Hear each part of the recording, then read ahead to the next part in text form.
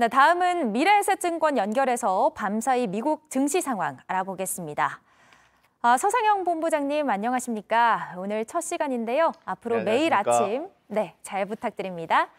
미국 주식 시장이 오늘은 상승 전환에 성공을 했어요. 전반적인 흐름 어땠나요? 일단 미국 증시는 중국 경제 봉쇄에 따른 글로벌 경기 둔화 우려가 높아지자 하락 출발을 했었습니다. 특히 높은 인플레이션과 경기 둔화라는 스태그플레이션 불안이 전반적인 투자 심리 위축 요인이었고요. 다만 이제 관련 우려로 최근 조정을 이어왔던 점을 감안해서 장중에 반발 매수세 또한 이어지면서 나스닥이 결국에는 상승 전환하는 모습을 좀 보였습니다. 이는 대형 기술주 실적 발표 기대 심리가 부각된 데 따른 것으로 추정되고 있고, 대체로 업종, 종목 차별화 속에서 안정을 찾는 경향들을 좀 보이면서 3대 지수 모두 상승 전환에 성공하는 좋은 하루였습니다. 네, 어제 중국 증시가 급락하면서 불안 심리가 좀 높았는데 어떤 부분이 미국 증시 상승을 이끌었을까요? 네, 중국 상해 종합지수가 5% 넘게 급락을 했었습니다. 일부 종목이 부진한 실적 발표로 급락을 하면서 투자 심리가 위축된 가운데 경제 봉쇄 지역 확대를 발표하면서 중국 경기 둔화 이슈가 부각된 점이 주요 하락 요인이었고요.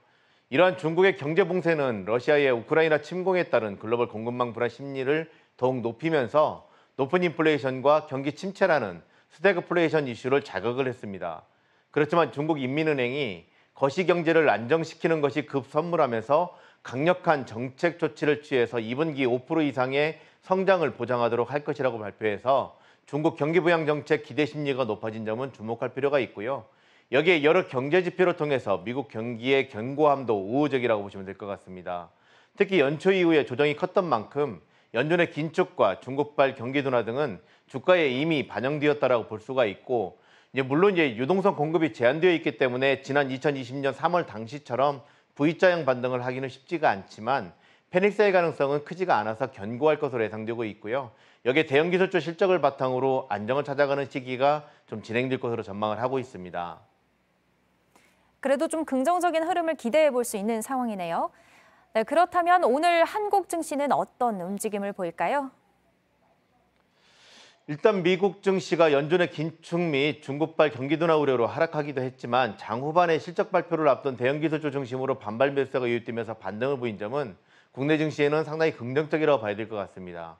더 나아가서 인민은행이 위안화 가치 절하를 제어하기 위해서 외화 지준율을 100bp 인하하는 등 적극적인 금융시장 안정화 정책 의지 표명 또한 우호적이라고 봐야 될 것 같고요. 이를 감안해서 국내 증시는 0.5% 내외 상승 출발한 이후에 실적 시즌에 대한 기대 심리로 견고한 모습을 좀 보일 것으로 전망을 하고 있습니다. 네, 본부장님 감사합니다. 지금까지 미래에셋증권 서상영 네, 본부장이었습니다. 감사합니다.